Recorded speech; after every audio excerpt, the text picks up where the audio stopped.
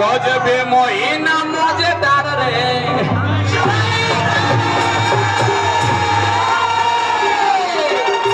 हो क्या बात है। अब क्या हो रहा भैया कि आम टीको राय लगे महुआ को चाय लगे आम टीको राय लगे महुआ को चाय लगे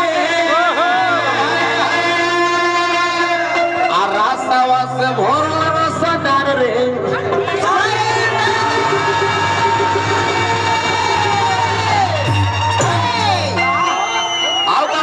कि गेहूं के कटाई होला नमी के पूजाई होला कि गेहूं के कटाई होला नमी के पूजाई होला बड़ा बा महीना मजेदार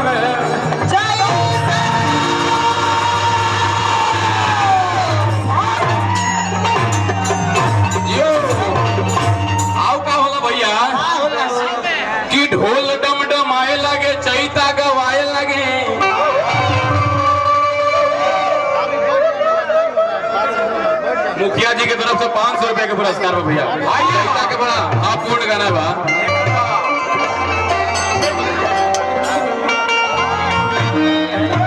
जिला परिषद जी का फरमाइश है पूरा करने दीजिए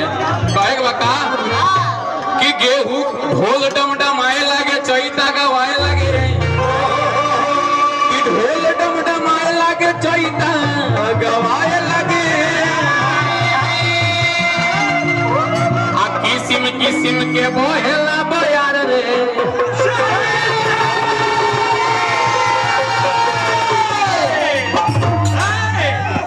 लावा लावा लावा लावा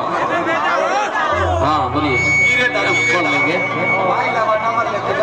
राम लखन राम मैनेजर साहब की ओर से 500 रुपए का पुरस्कार है और बका कि चैत के महीनावा में 12 बजे दीनावा में चैत के महीनावा में 12 बजे दीनावा में राम जी के भोले अवतार रे